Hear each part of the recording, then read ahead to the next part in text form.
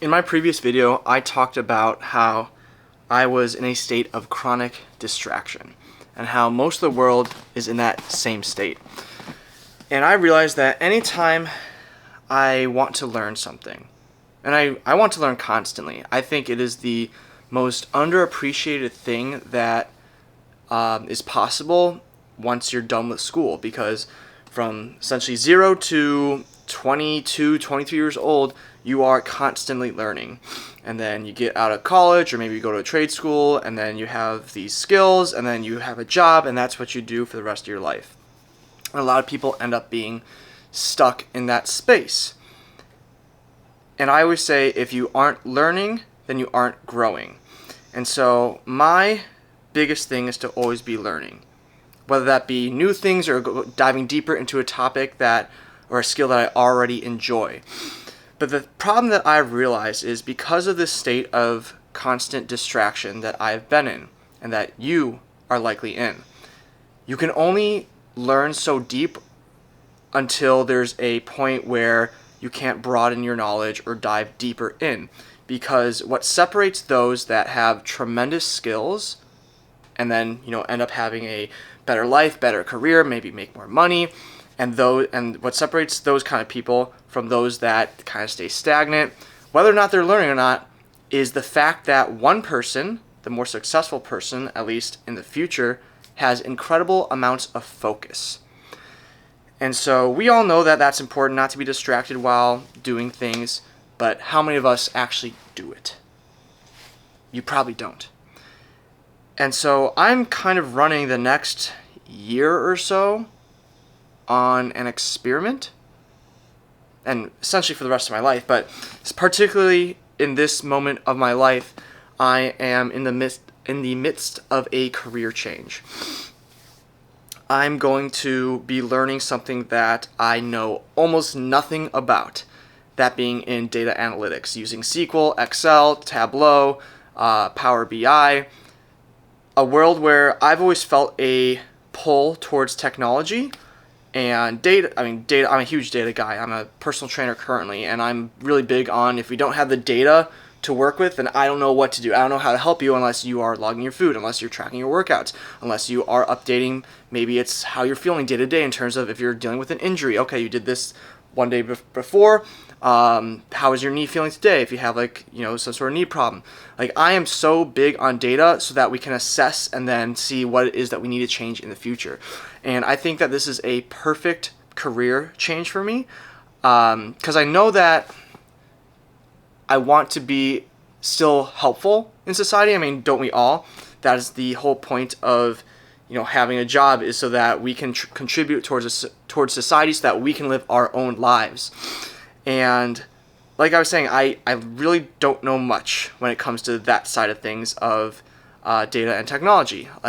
I have extremely basic Excel skills, but I am pretty well versed just in terms of how computers work and technology, and I tend to catch on quickly and learn fast. But my focus has been the number one thing that has held me back, or my lack of focus, I should say, that has held me back in the past.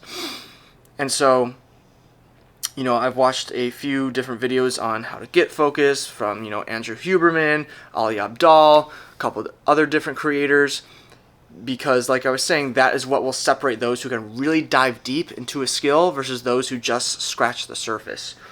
And so something that I've began to do is, at least for 5 minutes before a work block, just meditate or stare at a blank wall.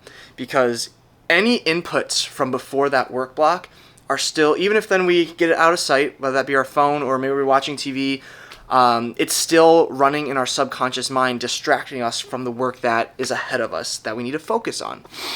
And so I will be doing this every single time that I go into a work block, because it generally takes about 23 minutes to actually get into a focused state. And I forget what the exact statistic is, but it's something like, once we're distracted from being in focus, it then takes another 18 or another 23 minutes to refocus.